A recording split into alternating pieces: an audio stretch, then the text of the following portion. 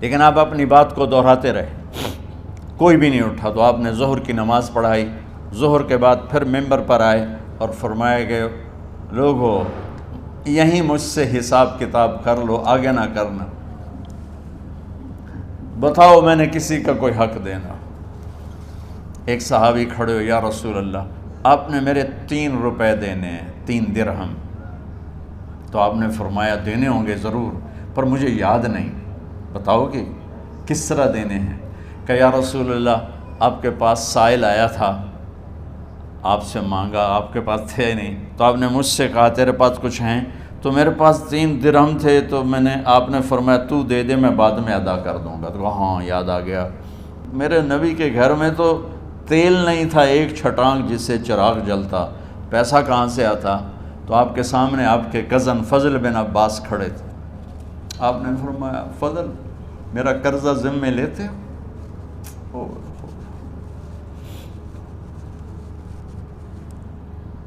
جن کے لیے کائنات سجائی گئی، جنت کی چابیاں جن کو پکڑائی گئیں، جاتے ہوئے 3 روپے دینے کی ہمت نہیں تھی۔ کہا فضل میرا قرضہ ذمے لیتے ہو؟ کہا جی یا رسول میں اپنے ذمے لیتا ہوں۔ کہا اس سے لے لینا۔ آپ گھر تشریف لے گئے،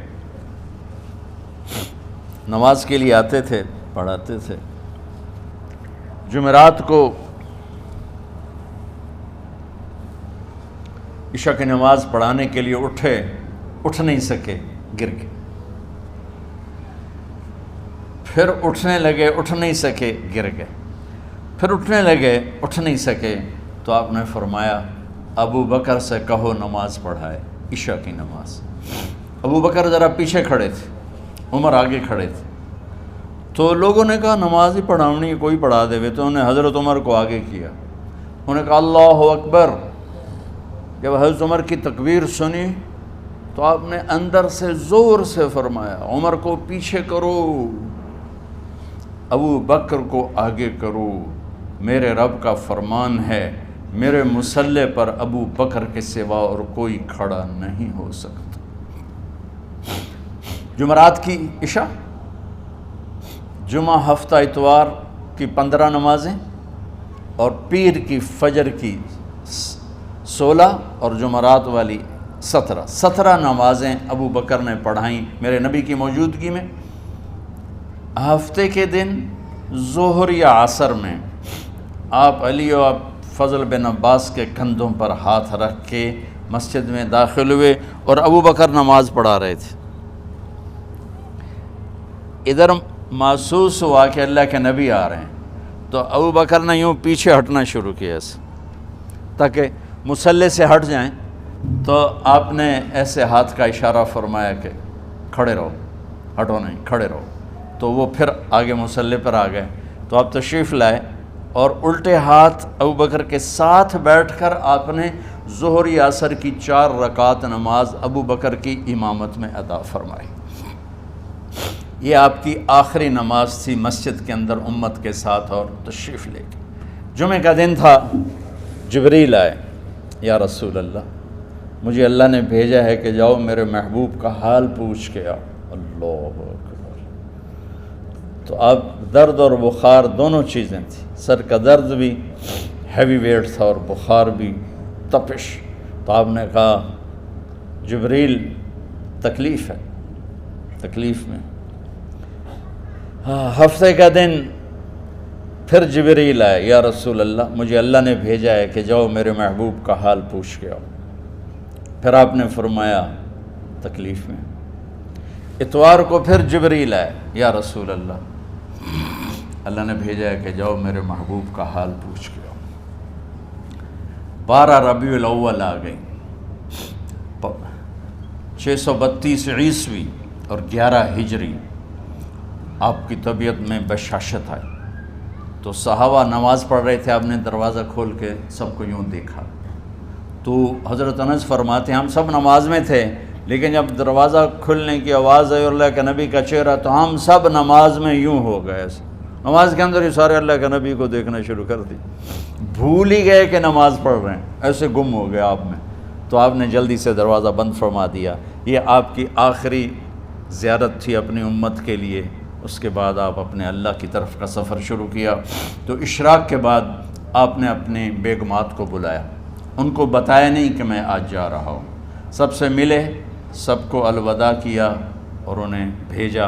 اس کے بعد آپ نے حضرت فاطمہ کو بلایا، جنت کی عورتوں کی سردار، سب سے زیادہ محبوب بیٹی، سب سے زیادہ جگر کا ٹکڑا، دل کا ٹکڑا کا، جس نے فاطمہ کو دکھ دیا مجھے دکھ دیا، جس نے اسے سکھ دیا مجھے سکھ دیا۔ ہاں، ان کو قریب کا، بیٹی قریب ہو، تو ان کے کان میں کہا میں جا رہا۔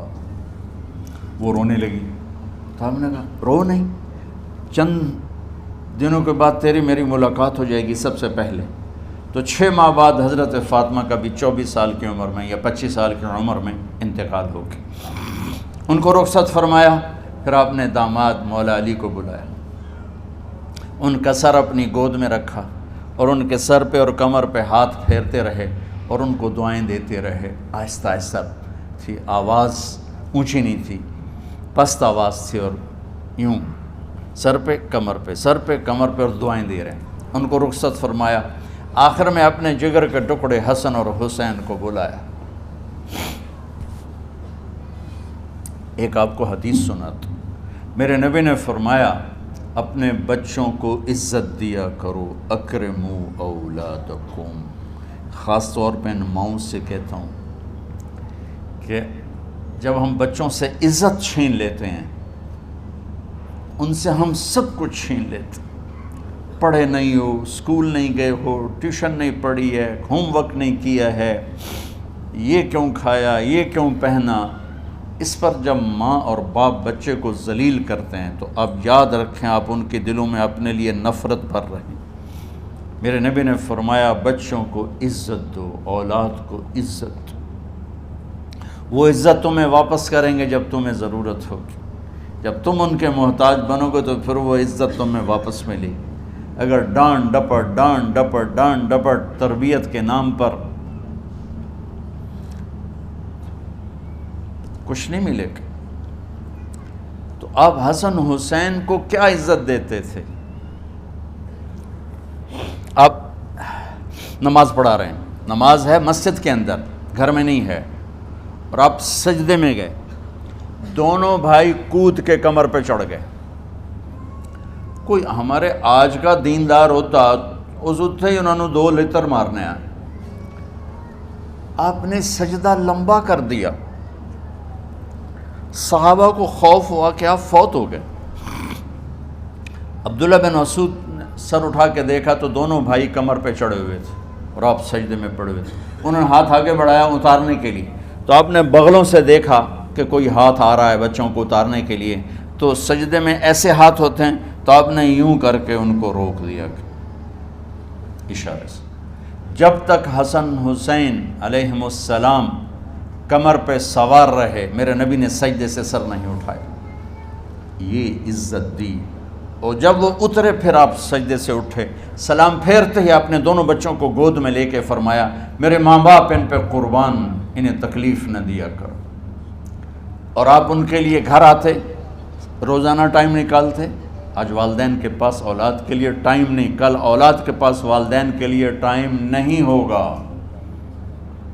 اپنے بچوں کو میں یہ نہیں کہتا ہوں بیٹھ کے نصیحتیں کرو، صرف محبت ٹرانسفر کرو، ٹائم دو، موبائل آف کرو، ٹی وی آف کرو، اور صرف آپ اور بچوں میں ایک ایسا تعلق ہو کہ ان کا بلوٹوتھ بھی آن ہو جائے، آپ کا بلوٹوتھ بھی آن ہو جائے، اور سارا ڈیٹا ٹرانسفر ہو جائے۔ بلوٹوتھ کو آن کیے بغیر ڈیٹا ٹرانسفر ہوگا؟ دسو بھائی۔ تو ہمارے بچوں کے بلوٹوتھ آف ہیں اسکولنگ کی وجہ سے، ڈانٹ ٹپٹ کی۔ 3 سال کا بچہ بھلا اسکول جانے کے قابل ہوتا ہے؟ 3 سال کا بچہ ماں کی گود کے لیے ہوتا ہے، باپ کی چھاؤں کے لیے ہوتا ہے، وہ روتا ہوا جاتا ہے، روتا ہوا آتا ہے، روزانہ ماں باپ سے نفرت اپنے اندر وہ پیدا کرتا ہے اور اس کو پالتا ہے، بڑھاتا ہے۔ آپ گھر میں تشریف لاتے اور حسن حسین کے لیے گھٹنے ٹیک دیتے، ہاتھ ٹیک دیتے، آؤ بچوں اپنے اونٹ پہ چڑھ جاؤ، دونوں بچوں کو کمر پہ چڑھا کے اور پورے کمرے میں چکر لگاتے تھے ایسے۔ پھر پوچھتے تمہاری سواری کیسی ہے، اونٹ کیسا ہے، پھر دونوں کو اتار کے زینب کو بٹھاتے۔